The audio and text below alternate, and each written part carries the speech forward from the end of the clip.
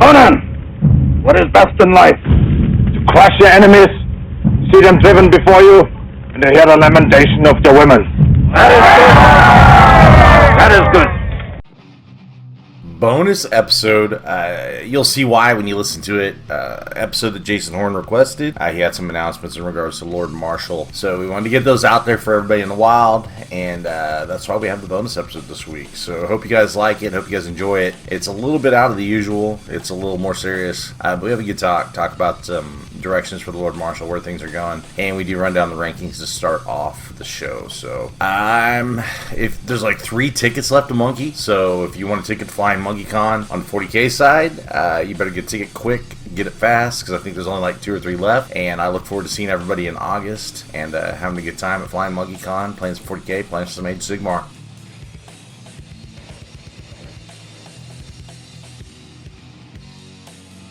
Special episode this week. I'm here with Jason Horn and the Warhammer hero. Some would say Warhammer 0. The big brain behind the Lord Marshal Conference and LVO Judge. So, did I miss anything? Is there? I mean, you can say Grand Poopah too. I mean, you can add that to the title. But there's really nothing much to it. I'd give your player accolades, but there aren't any. Ooh, that's true. That is actually very true. Maybe that's something I can work on, right? But yeah, it might be something to work on. Hell of a community builder, though. So Jason's here this week. We're gonna do some what's happening in Lord Marshal type of deal. Our season is kind of winding down and coming to an end. Traditionally, for those who don't know or don't track the Lord Marshal Conference, the last few years, Showdown in July, Flying Monkey, a couple others in August, and then the Grand Poobah celebration at Iron Halo in September. Culminates in our conference season end. So that's kind of the track we're on. We're about probably 3/4 of the way there, I guess. If that's and so we're on the home stretch, and things are heated up. We had a major go on this weekend, and Nate Martin and Show Me Showdown ran a good event, and we had some streaming action going on. Let's talk about that first. How'd the stream go? Man, it was awesome, dude. We had some great shoutcasters and not to be fair, I haven't really kept up with the meta a lot. I know Advent was strong, but holy shnikes, they are really strong. Really strong. I didn't anticipate a codex being this strong. I almost equated it to, definitely equate it to when Eldar came out with Wraith Knight, and you're like, what are we going to do with this? And then also adding formations in 6th edition, the Tau,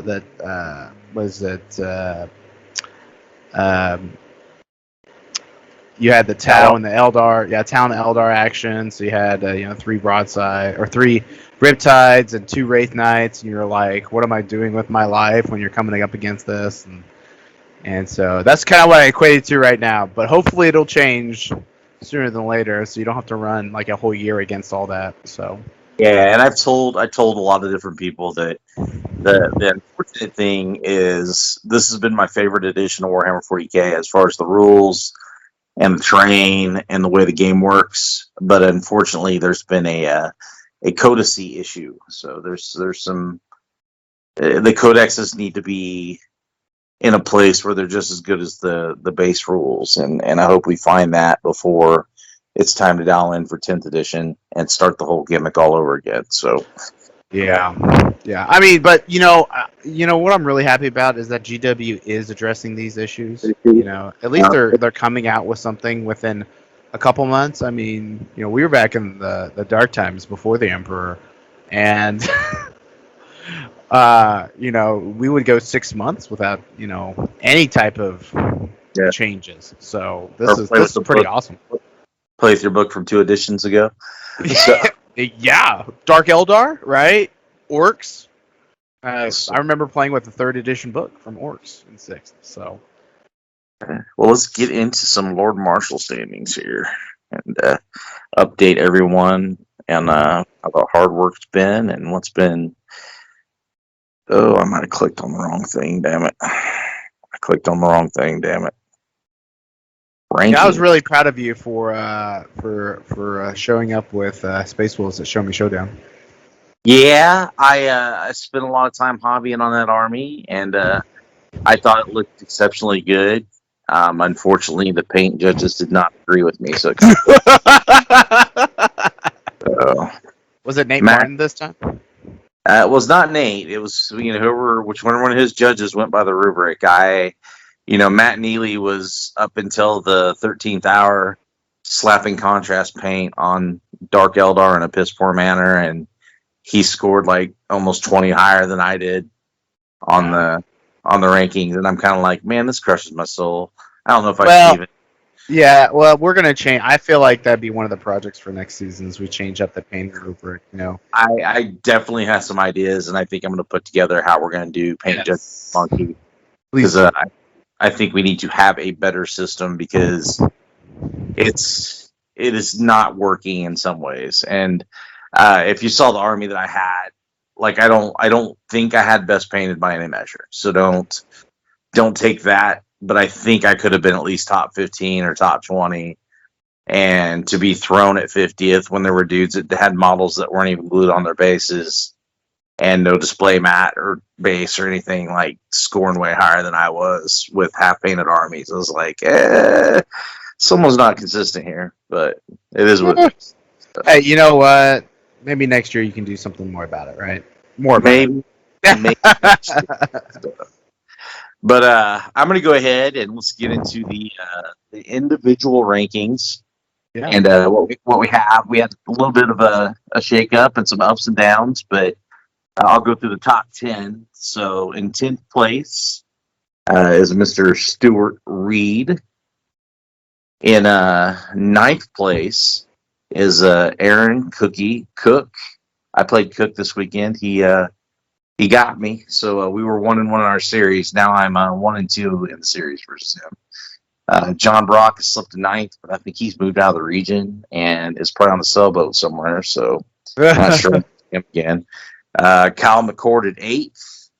And Jason Rogers stepping up this season. Surprise showing this weekend. What a great showing. Won a GT this season and pretty much hung around the top tables all weekend. So that was kind of dope to see. Yeah, I'm very impressed. Yeah, well, Jason's a really nice guy too. So absolutely. Charlie Andre sitting at number 5, and myself sitting at number 4. And number 3 is gonna be Dan motherfucking Sammons. Number 2 is gonna be Ben, always on a crusade, Sherwin.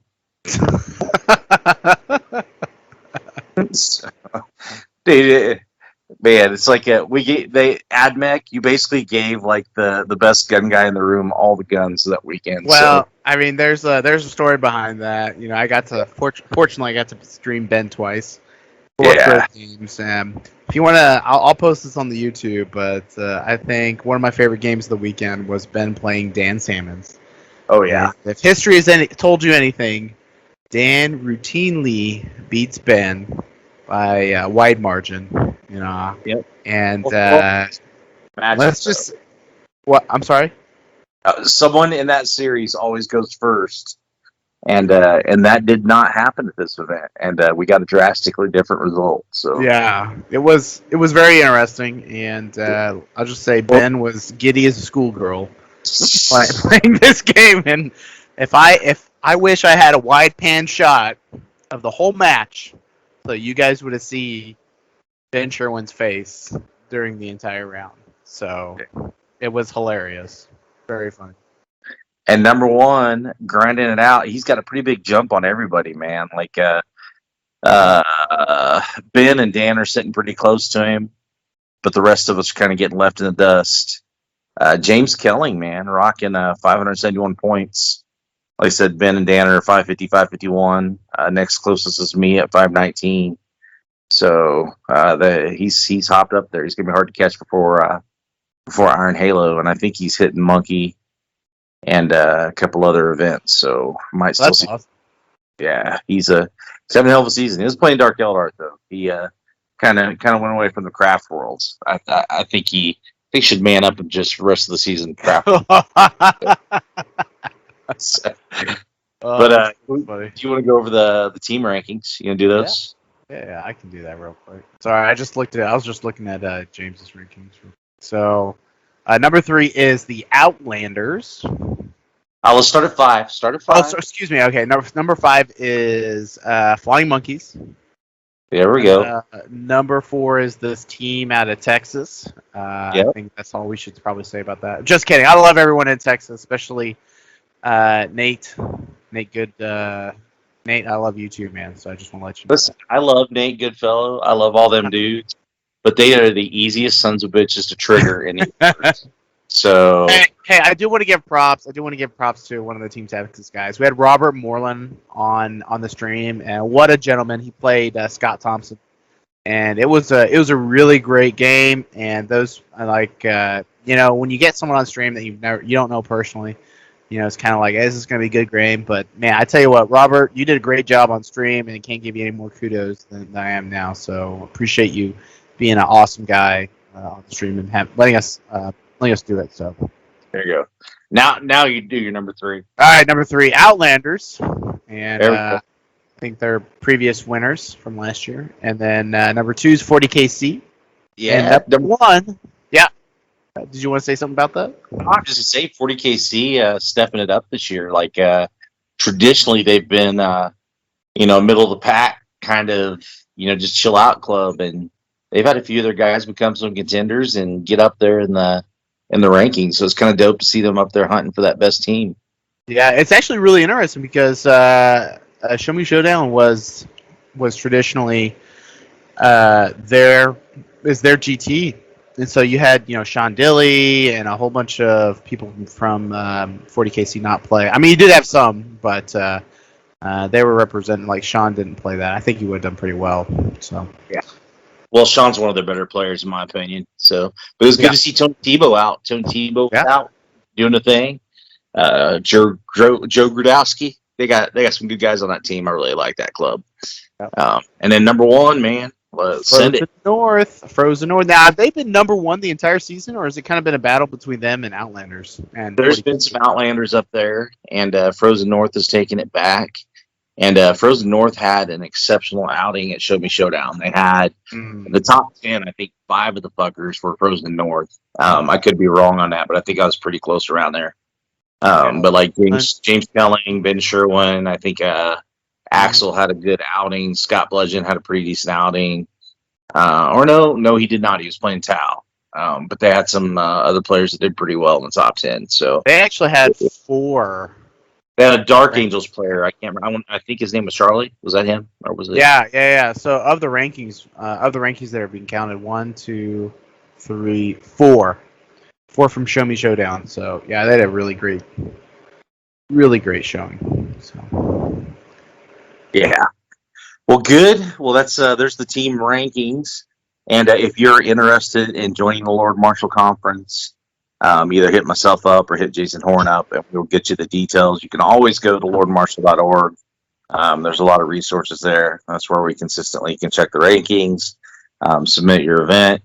It is kind of, you need to be in by someone that you know. So if you're a TO out there looking to do some events, and we can get to know you through the community, we welcome you. So let us know. Yeah, it's actually a lot easier to join the LMC than a lot of people think. So it's just obviously you gotta be a guy good standing. But anyway. Well, good. Well, let's speaking of the Lord Marshal. What's going on in the Lord Marshal? Since you're the grand. Well, pseudo. So I'm super excited that this season's going really well. We've implemented a couple new things like the Renaissance Man for the Lord Marshal and some other changes, and I'm excited about next season. But for next season, since I'm the Grand Poobah, I guess I decided to promote myself, and I'm gonna be so I'll be taking the title chairman of the Lord Marshal, and so what that means is, there's obviously a spot that needs to be filled for the commission, and the commissioner does, most of the day-to-day activities, making sure, TOs are abiding by our code of conduct, make sure players are doing the same thing, and just the day-to-day stuff. So back in January, I kind of tapped Brian, I tapped you to really start looking at filling in the roles for commissioner, and fortunately, you said yes.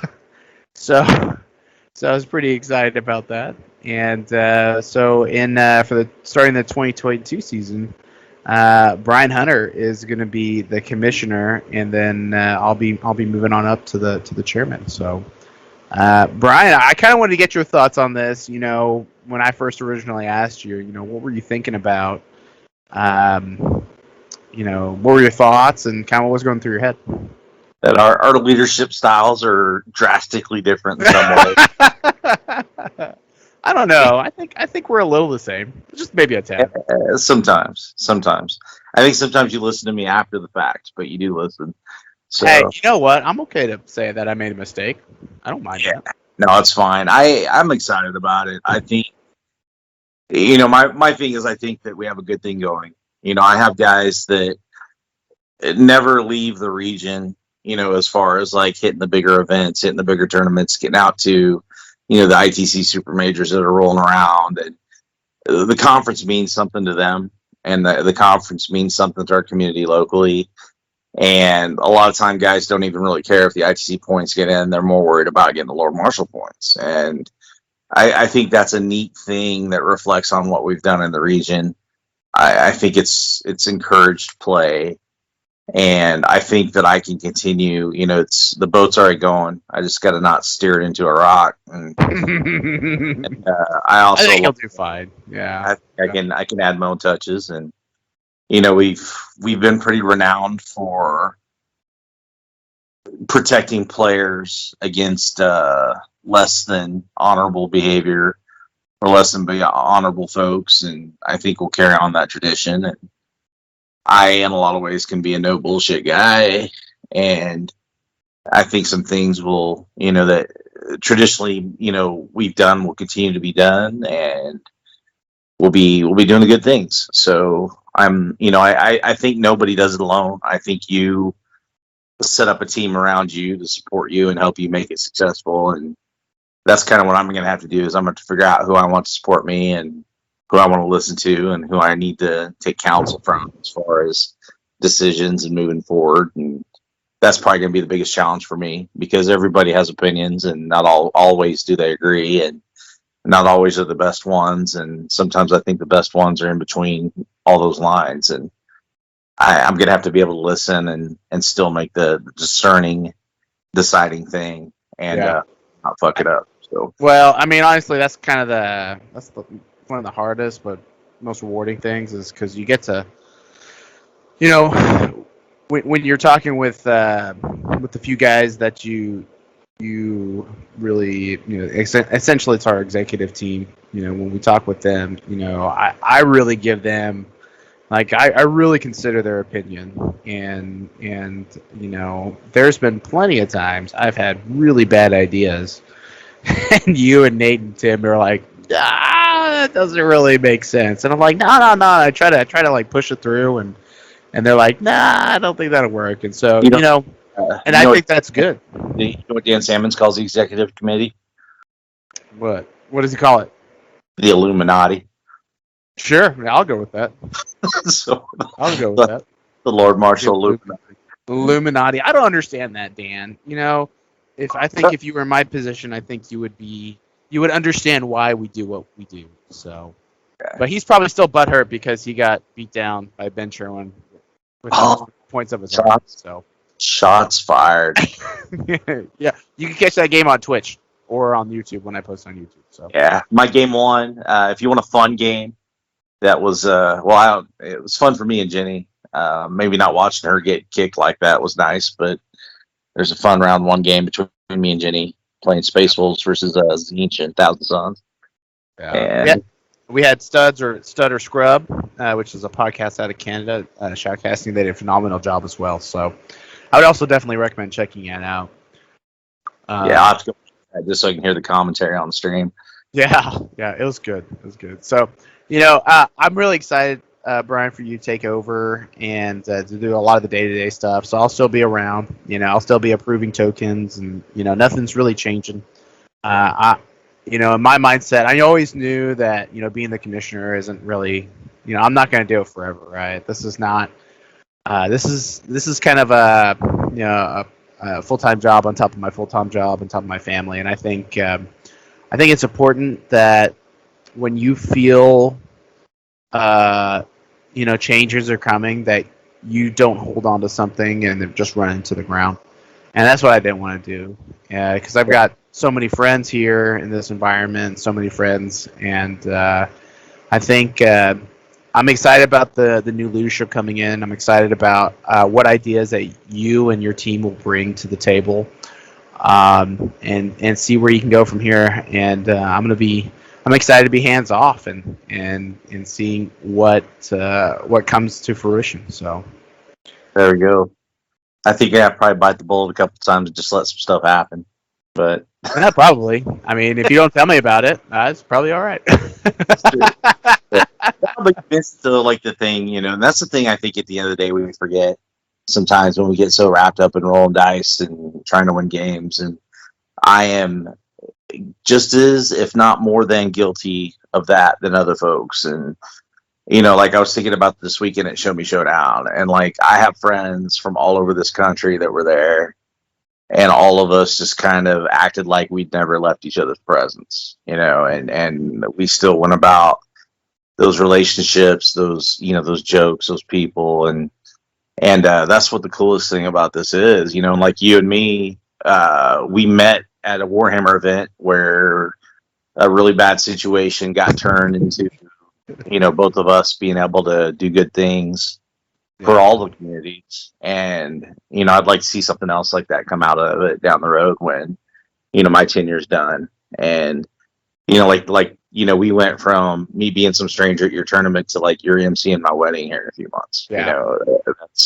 That's something awesome that doesn't happen every day in a lot of hobbies. And so I'm really appreciative of those relationships and those dynamics, and I hope more people find those within our conference, and I hope more tournaments have some more moments like those and more things that grow that way and sprout other cool shit. So I'm actually kind of surprised, our conference growing and the TOs like stepping up for each other.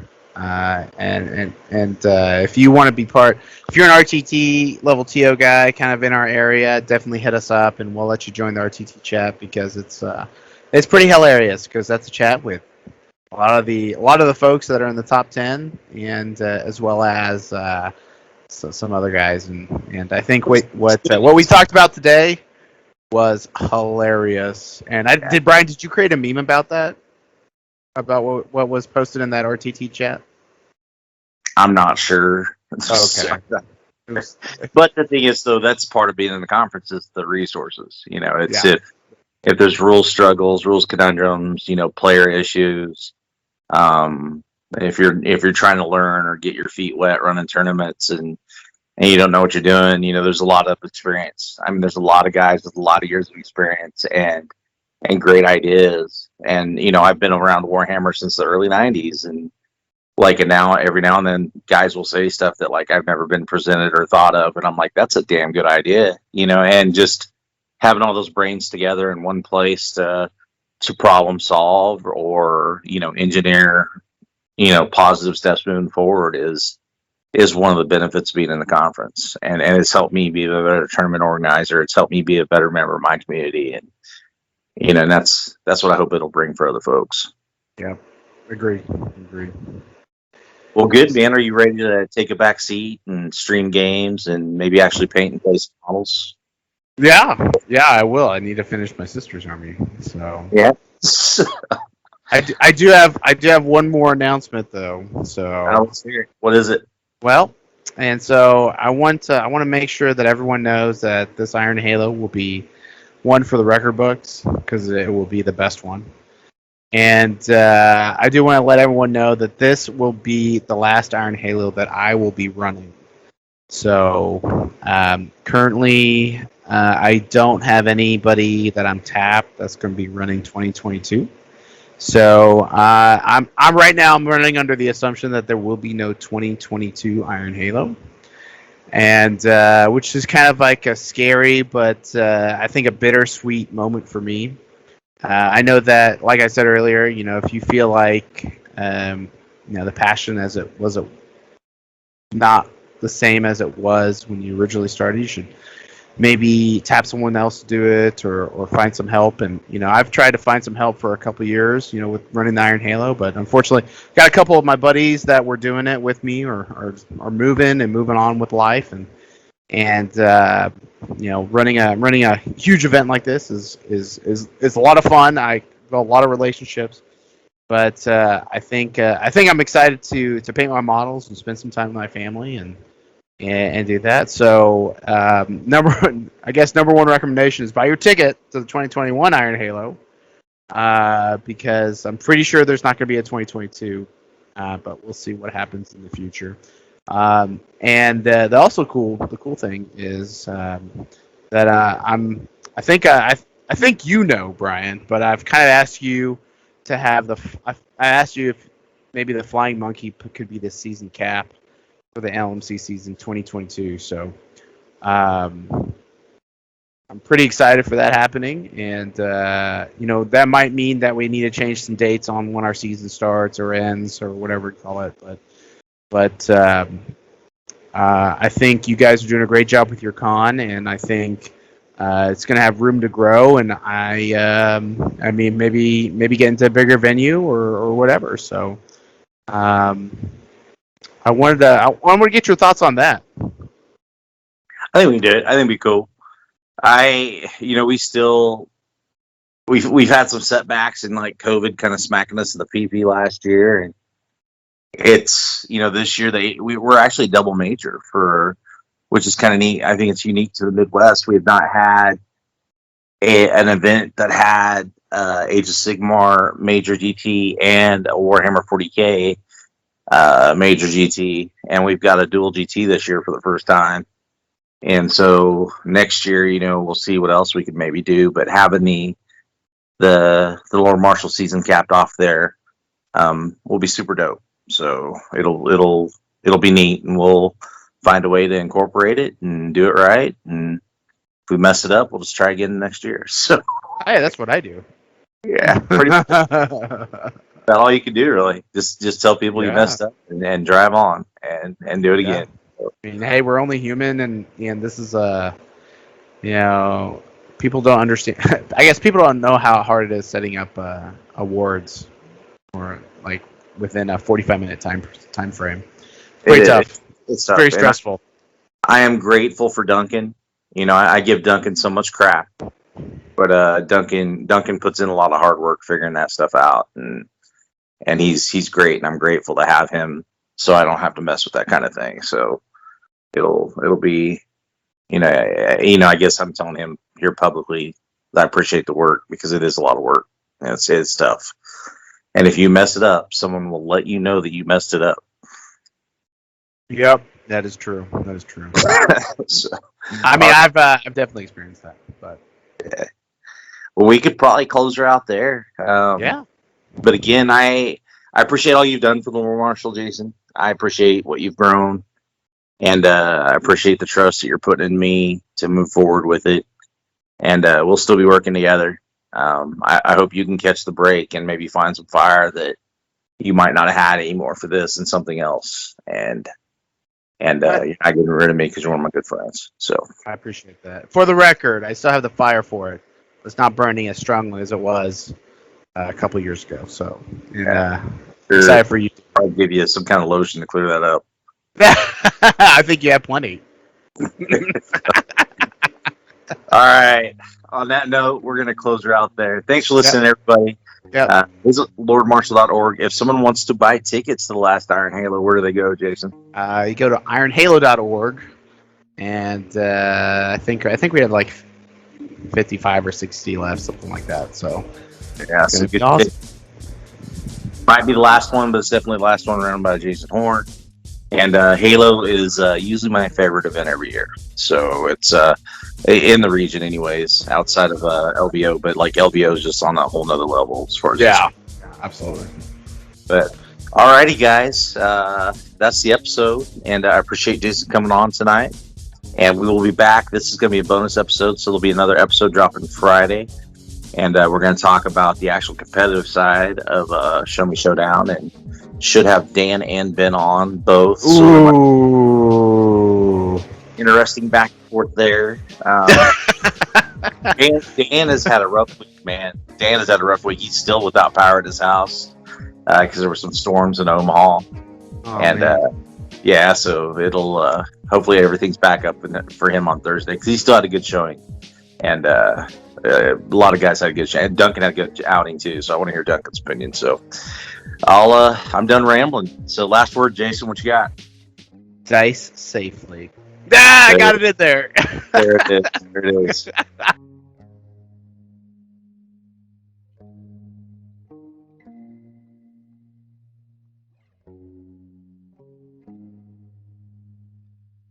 Game over, man.